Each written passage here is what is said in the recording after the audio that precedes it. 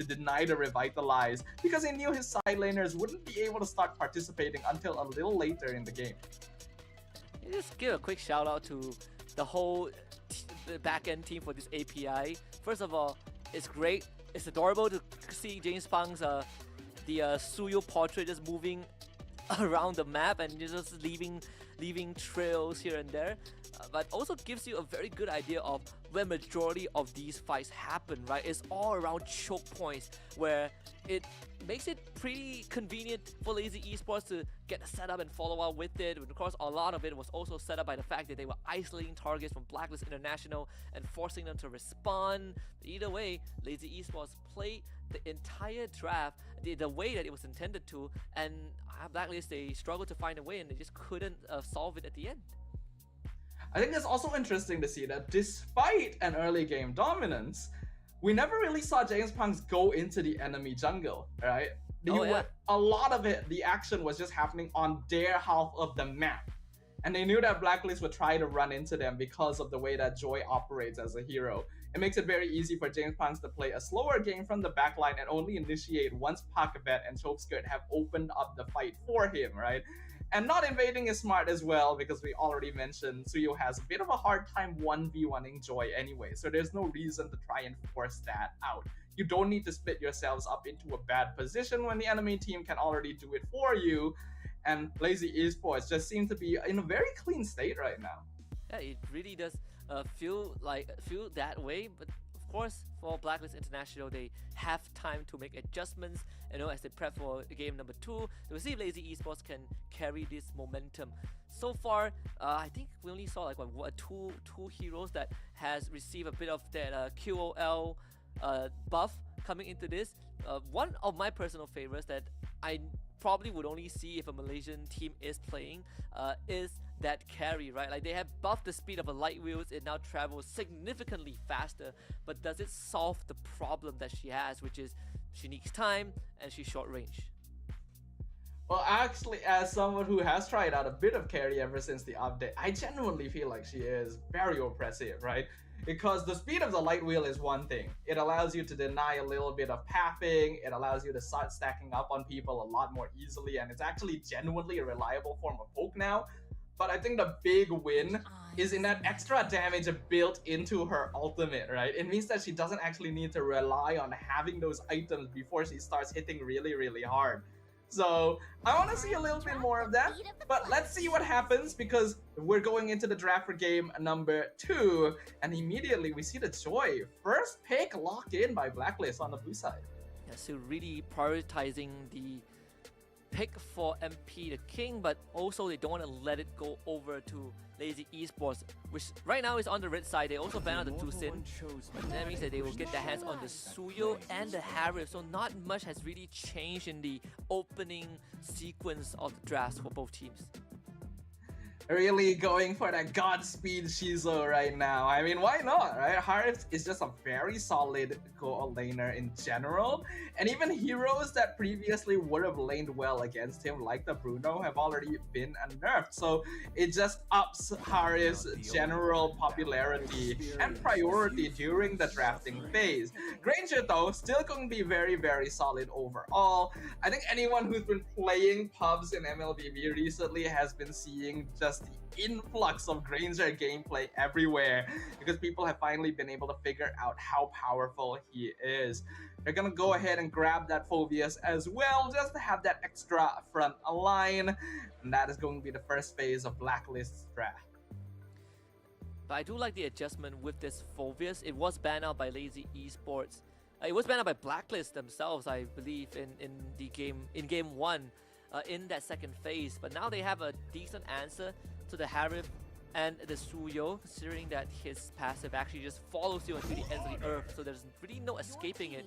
But Lazy Esports, they're gonna switch it up a little bit. They will pick the Tigreal. If Blacklist wants to fight in their face, then they gotta be careful of this big Tigreal Ancho, which actually is possible here, though maybe a little bit more difficult to lane against the Phobius. Since they went for the roam, they are going to be banning roam heroes against Blacklist, since Blacklist previously prioritized the Gatot quite early on in their draft. By going for the Phobius instead, their roam is still left open, and Lazy is gonna make sure to deny as many team fight options from them as possible. And see, so the chip gets banned out to deny any sort of a macro advantage that Blacklist would want to get for themselves. Lazy Esports, they're still looking for that mid and XP laner. Is a more honest draft right now. The Edith banned out by Blacklist, so taking out all these single target crowd control and most importantly, laners that can make life a bit tougher for the Phobius, right? Edith has always been one of the few staples when you look at players like Kirk, when you look at players like Cram, they love to put Edith into these kind of matchups. So I do like the initiative from Blacklist. I think we didn't shout him out enough as well in game number 1, but Dur did an incredible job on that Arlet. The final slashes were clean every single time, and it was able to catch like 3 or 4 members of Blacklist in every single engagement. I think Blacklist knows to respect the team fight setup potential of the EXP laner on Lazy now. Getting rid of Edith, I'm not sure if they want to ban Arlet. Phobius actually has a pretty okay matchup into it. And even if they do that, CC is still open. Instead, they're going for the more tanky frontliners. I think they're actually trying to force Dur into a situation where he has to play a hero that's a bit more duel-oriented rather than team fight. So the glue getting banned out means that Blacklist wants to still commit. It feels like they still want to commit to being in the face of Lazy Esports, but not want to have any deterrent. But also because Phobius into glue is just a nightmare, right? We've seen that example as well. So Pharsa will be the option for Lazy Esports. Trying to keep outplay at an arm's length with that Feather Airstrike. Also that big burst damage, right? If you get caught by the Tigro, it is lights out. So Blacklist doubles down with the Angela pick. Angela and Hilda. Blacklist going for a very heavy early to mid game focus here, because that's where they were really lacking in game number 1. They don't want to give Lazy the opportunity to snowball off of things, but it does also render their late game a little bit questionable. It puts a lot of pressure onto Outplay to really stack up on this Granger. Lazy as well. Pharsa combos really well into Tigreal and is actually a very good solution into Granger, but is incredibly vulnerable to Joy and now Hilda. So Cho'Gath's positioning is gonna be quite difficult unless they're able to get a secondary front line here to combo with the Tigreal. Oh yeah. Let's see what Lazy is gonna go. The Lucas was banned out in game 1 by Lazy themselves, but they get to unleash the Sacred Beast in game 2. And Lucas, I've actually talked to a couple of casters and players, and they say Lucas pretty darn good in these 1v1s, huge sustains. You get the War Axe onto him and build tank, and he is just ripping backlines and even sometimes frontlines into shreds. I'm interested to see how it's gonna fare against JM's Phobius. Lucas is a very fun hero to play. I've tried him out a few times myself. Surprisingly durable and has a lot of options in terms of item build, right? You can go for a more damage kind of sustain oriented with the War Axe and the Brute Force, or you can go for a more tanky healing style with Revitalize and then Thunderbelt Oracle Queen's Wings. So I'm curious to see which option we're going to see for the debut of Lucas on the international stage. Welcome to Mobile Legends. Let's see. So this is going to be one of the few classics. Hold on, it's a Hilda mid. So Haji is on the Hilda and got that perk Ziva on the Angela. Definitely something I haven't seen before. But what's the objective though? Like, so you have a Hilda mid. I do assume that you can move around the map very fast since you have access to the side lanes. But what about the jungle pressure? Because it definitely feels like they don't really have the agency that you would think they do. Hilda mid has good wave clear, combos well with Angela and opening up the map because you're able to move very quickly. But you are right, Husky. It means that they're not really able to check the jungle as efficiently since Hilda has to be in mid lane to clear up the minions. Not to mention that it's going to be a bit difficult for him to straight up duel against Cho'Gath because Pharsa can just play at a distance. So they're really trying to extend this into side lane pressure instead. they do find Haji, who is pretty darn good at running away. That's for sure. Can't lock him down, at least not for now. But we say that he has that wave clear with Perkziva by his side, but you can kind of say the same for Lazy, right? You can never really threaten the structures. And another problem that we are going to eventually see is how is Blacklist International going to start sieging structures without outplay? Yeah, there basically isn't any way for them to do that, right? Like, they don't have the range advantage at all. There's no artillery for them to play with outside of this Granger, and that is, of course, physical damage. So Lazy can itemize against that if that is going to become the concern. Not to mention that I still don't think they have enough crowd control to lock people down for MP. They will find Puckbet, who just Sacred Hammers away. Lazy Esports will give this turtle over the Blacklist. It's not their primary concern. The Blacklist will get a free objective. But again, how are they gonna get on top of Lazy Esports, right? In game 1, we talk about having just one Gato Kacha is not enough. But now that you mention it, there really isn't a way to engage, and Puckbet just flickers Sacred Hammer, tries to go for outplay, doesn't find him though. He's gonna drop low. First blood over the Blacklist International. Sacred Beast on top of Perkziva, but here comes the Hard Guard. MP the King shows up, ready to unleash 10,000 volts, not able to find a target. So Lazy Esports disengage.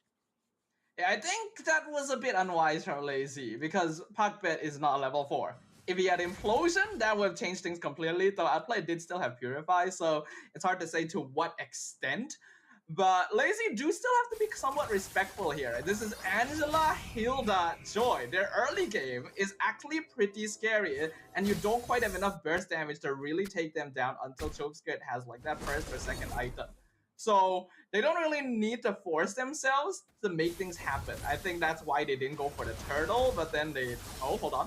Whoa, Puckbet, he's just gonna take it this time with Implosion. A worry trade for sure, gives his life up and allows Shizo to take the kill on Outplay. That was... Oh, hold on. Haji, they see James Pang's gonna steal this jungle camp away. The more they can snowball MP, the better. This Joy, unfortunately, didn't really get much of a chance to play the game in game number 1. So now they're putting extra attention into him because they know that this is really going to be their mid-game burst because they don't have a mage. Yeah, they don't. And not to mention, they don't really have the best heroes to hit structures. Not just that, the anti-siege from Lazy Esports is also pretty insane, right? You have great long-range pokes and bursts from Farsa, even the Suyo to a certain extent. Also, some great gap closers. Lazy Esports, they're gonna lose Puckbet again, as Haji just cleaves him in half with the axe. So Blacklist International will get the second turtle of the game. Yeah, I was seeing that Puckbet was getting caught down there on the minimap, and it was like a 3-4-man gank because Blacklist were already rotating over for the turtle, so Lazy's just not really in position to deal with that. So this is going to start building up now. Blacklist nearly at a 1k gold lead, pretty good start. They want to try and keep extending this because they do have heroes that will drop off quite hard when you get into the mid to late game. The more of a lead you have early, the better it's going to be, and the more you can deny from Lazy. The fact that James Punch has still gone for a Sky Piercer this game, like in game 1, I thought, oh, he went for it to counter the Revitalize. There's no Revitalize this game. James Punch just like Sky Piercers, Rio. Yeah, I think so too. I think the goal is just to, I mean, Soul Saver does do percentage damage, so might as well, right? You get them to the threshold in an instant and they just pop. But yeah, I mean, Lazy, they're playing it slow, they're being really patient. Even James Pang's like no rush to invade in any way. They know that they always have that initiative. Every time they roll the dice, they're gonna have that innate advantage. And here comes the big siege. Outplay and Perks both having to disengage. Another Implosion flicker this time, followed up by James Pang's Outplay gets out. But they do lose Perkziva though, so no Angela means no hard guard. Means Lazy Esports ready to fight. Dirt unleashes the beast. It's Pigman against 2. Bacon number 3, James Pang shows up. JM still alive as Haji wants to help out, but can't really do too much. Though the Inferno Pursuit actually just slams 2 members of Lazy into the grave. And with the respawn of Perkziva, he's gonna rejoin the fight with a hard guard. Tied her down with a puppet on the string. Another pullback into a slam. And this is just too much for Lazy Esports. 4 kills for Blacklist. Angela Hilda is a little bit disgusting. I'll just say that right now. But that was also very messy from Lazy Esports. That was just straight up a mistake. I already mentioned there is no need for them to really try to force things out here.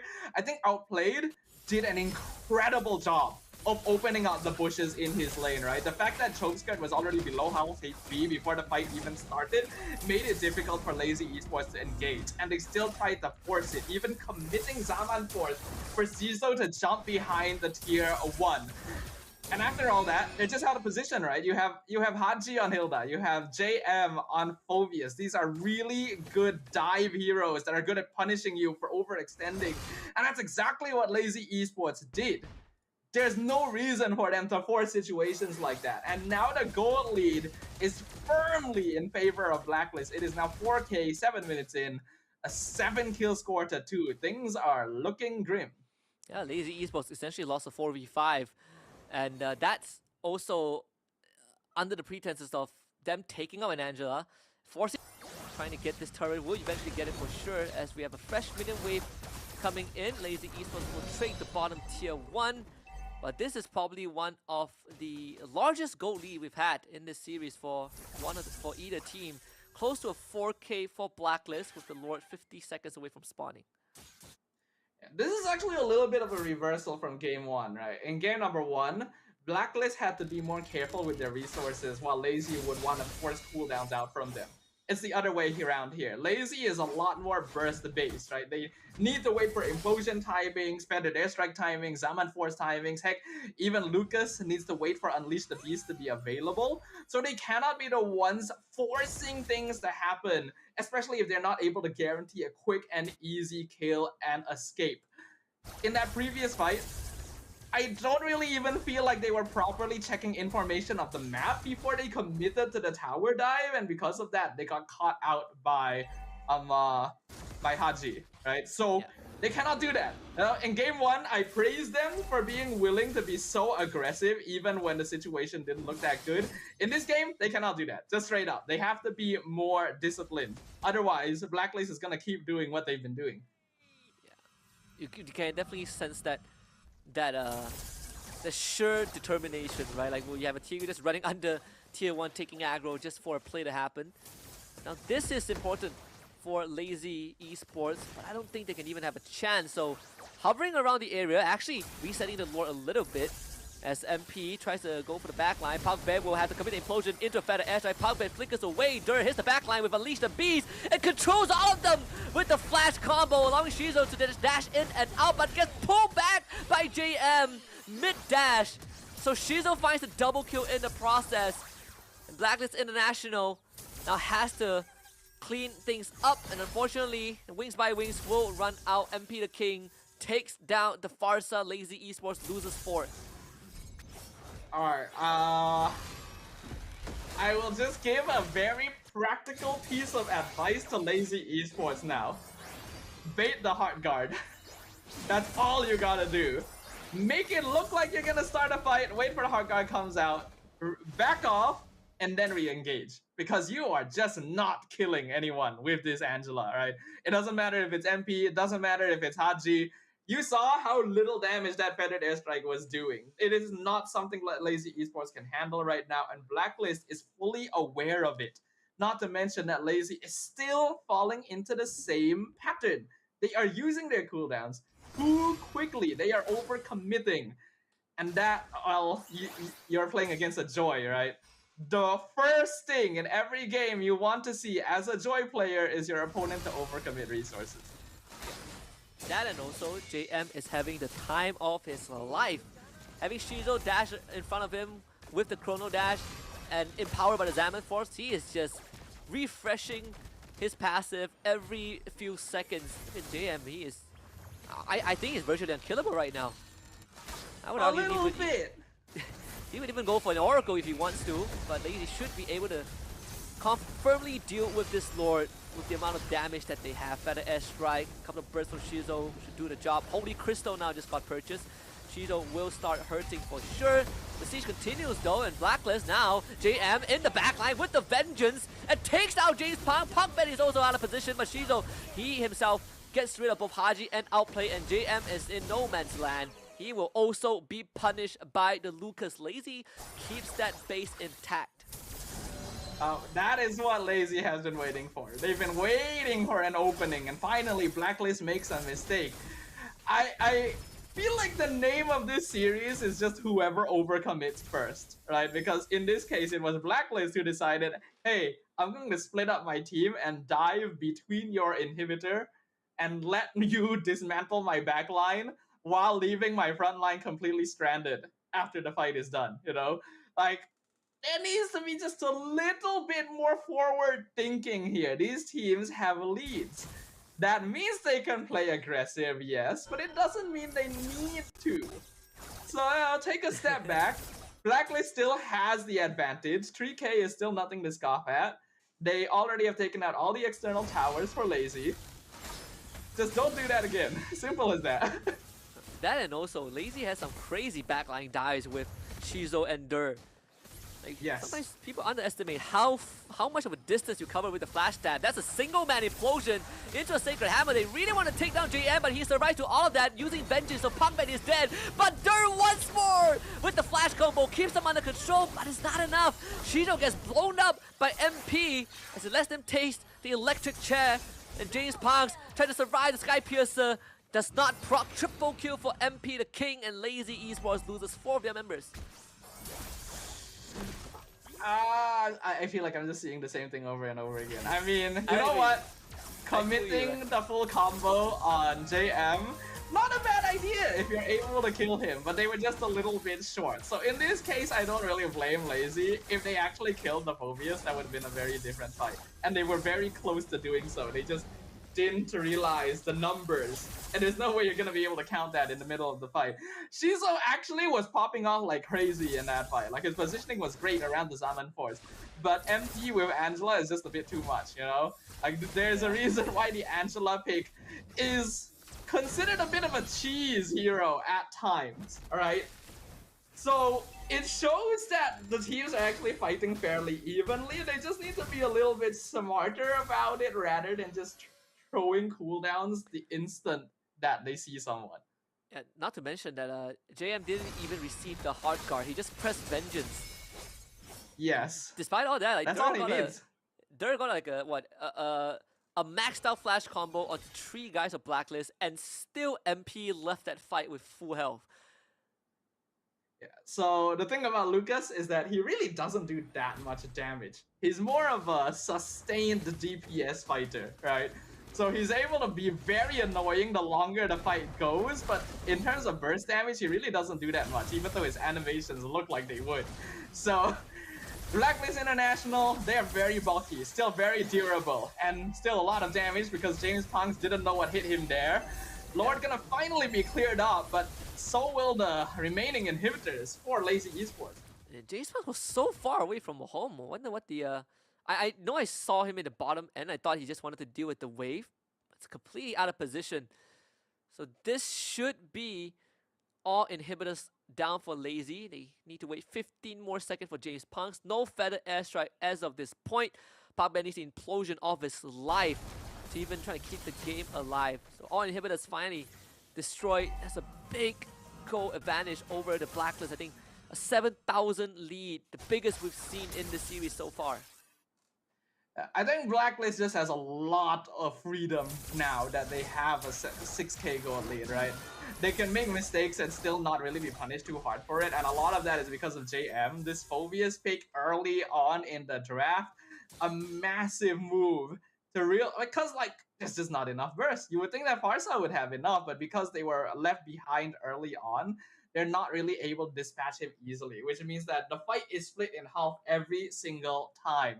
And Shizo has to jump forward in order to try and target Outplayed, which means that he's pretty vulnerable most of the time. If you ask me for they want to look for JM again. This feels like Deja Vu is the same location that they fight. JM survives. And they lose Chope's skirt. Dur is dead for sure. If anyone has a replay button, don't worry. That is not the same fight, but the result almost the same. And Lazy, they might just have to surrender this. Only 3 members up against Blacklist. No resources left in the tank. MP the King looking for Shizo. Can't find it. Shizo dancing around with the Zaman Force. Actually keeping Blacklist at bay. So all things considered, right? Like, Lazy Esports still are in the game. She's legitimately the final bastion for Lazy Esports right now. He is the only person that actually does any damage to Blacklist International. They have to defend him so heavily. And by the way, before that fight started, the sentence I was about to say, in my opinion, don't start the fight with Implosion. And that's exactly what happened. Lazy Esports has to realize that this direct, like front to back, honest initiation style is not going to work. They gotta vary it up. They've gotta change something. Maybe not go for JM.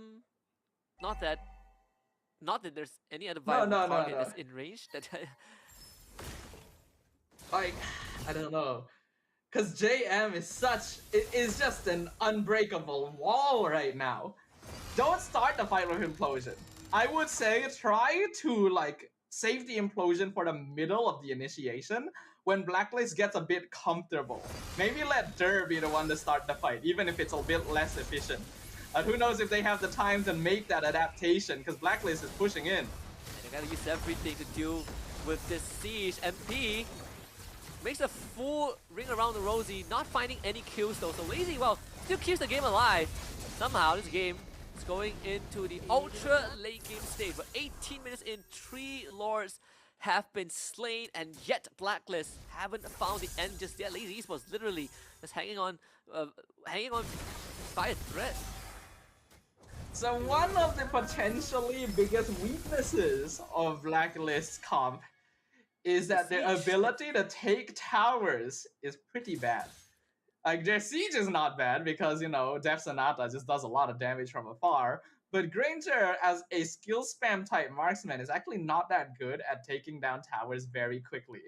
And then besides that, you just have a bunch of fighters and mages. So because of that, with the Farsa as well as the Lucas to displace minions, Lazy actually has a pretty good way of defending their base. Blacklist needs to try and force them out of the base, dispatch them, then push in, because otherwise it's kind of difficult to force directly into them.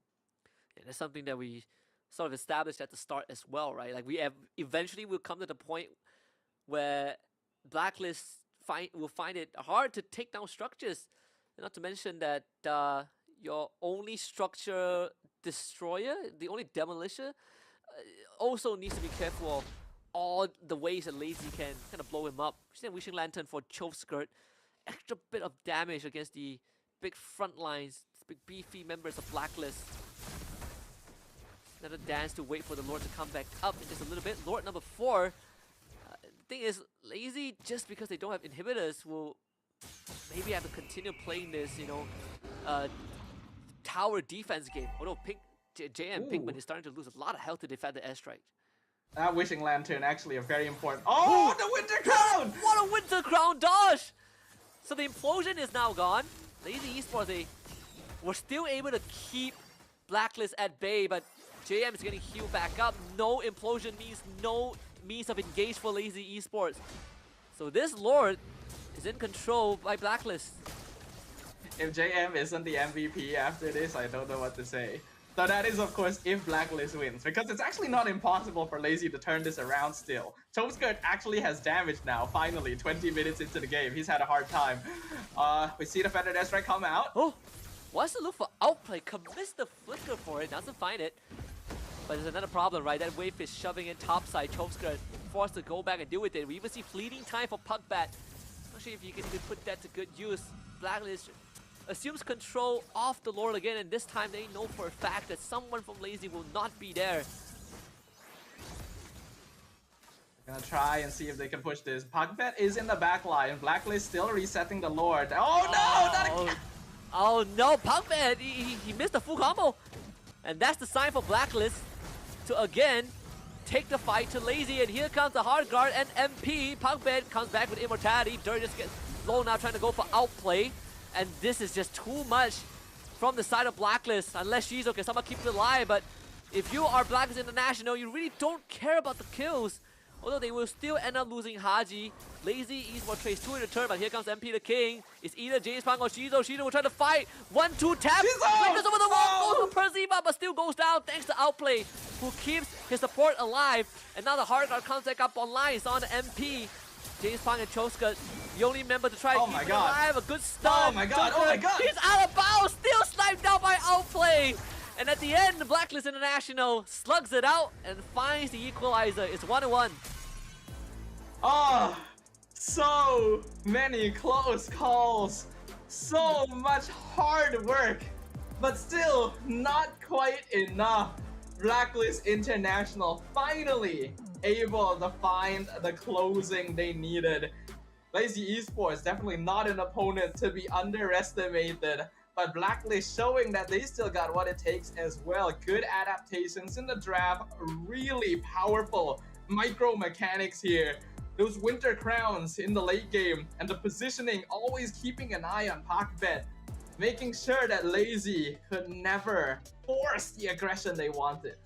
It's pretty unfortunate because just as Lazy Esports hit the items that they need for the Farsa, where Chosker was almost able to, destroy JM with one full rotation, they started getting a bit sloppy with the plays, the overcommitment from Chosker, committing a flicker without any setup to try and go for outplay, and then you have the unfortunate moment of Pakbat having 2 implosions in a row, not getting anything in return. The first one dodged by JM's amazing Winter Crown timing, and the second one was just a botched flicker engage, and even getting the fleeting time right before that as well. So Blacklist International able to snowball the game early on and use that macro advantage to win. I think this is a common trend, right? Especially among more inexperienced players, stamina is always going to be an issue, and stamina will include being able to keep yourself composed in long games and long series. I think it's very easy to tell for anyone watching that Lazy Esports was getting sloppy and desperate in those final few moments.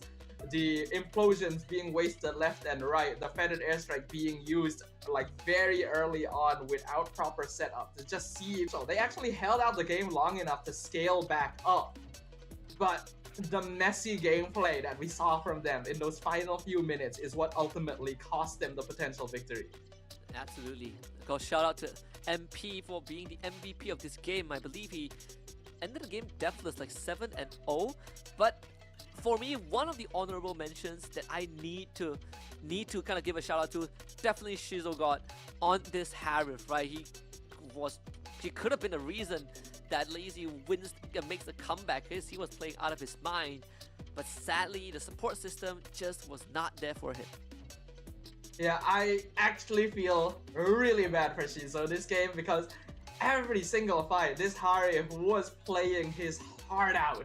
The damage, the positioning was so good, but Joy is very good at catching Harif, right? And then the Phobia's pickup was already meant to counter him, which already made his job difficult. So without that support system, like you mentioned, it was very difficult for him to really land the final blows. MP, the final MVP, 7-0-9 deathless on this Joy until the very end. I don't think there was quite enough crowd control to really lock him down a lot of the time, but I'm still gonna stand by the man, JM. That Phobius, oh boy. Yeah, that Phobius was a nightmare. He was literally the bane of Lazy Esports the entire game, and the fact that they kept trying to kind of catch him and isolate him and it didn't work out really just shows like how aware JM was. And again, of course, that great Winter Crown timing towards the tail end to dodge an implosion. And I gotta say, even for MP, he knew that there was no way Lazy Esports could take him down. He went for concentrated energy at the end.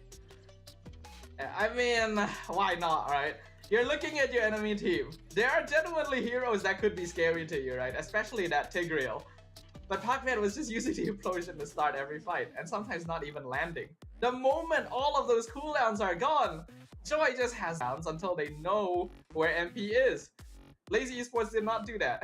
So MP Very, very free game, very easy engagements, but still gotta commend him for his skill. Being able to catch up onto Shizo when he's dashing around like that does take some good work. It's because of him that this Harif wasn't able to take over the entire game.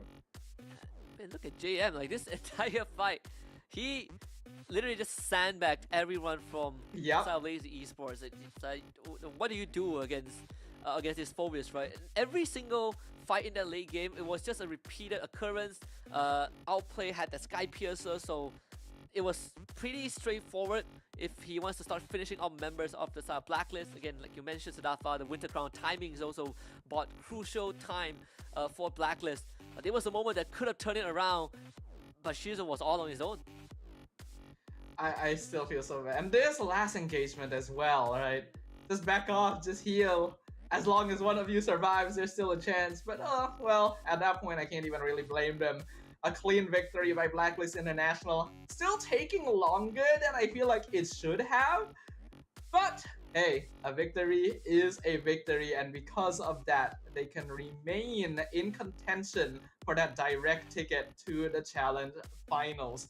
The Hilda mid lane with the Angela, definitely kind of cheesy, you know? I think that caught Lazy Esports off guard, and it's good to see that these kind of options are still available.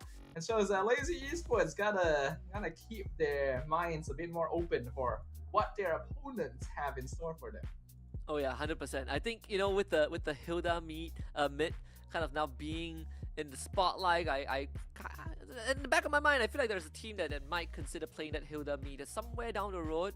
It's from MPL MY. You know, I'll leave it up to our fans to figure out who that team was. But what a great way to start out the first series. We get a full 3 game, but also within the boundaries of our prediction of a 2-1. Now Blacklist International, they've gotten the momentum back with that game 2. What is Lazy going to be looking at for? What is Lazy Esports going to be looking at for game 3? It's a good question, right? Now that the Phobias has come out, they need to ban it in the first phase if they still want to prioritize Harif. And gotta keep things a little bit more open. But for now, we gotta make sure the players are rested and ready for the final game of the series. So we're gonna jump into a quick break. And when we come back, is it gonna be Blacklist or Lazy Esports that takes the first game of the challenge season? Got no doubt that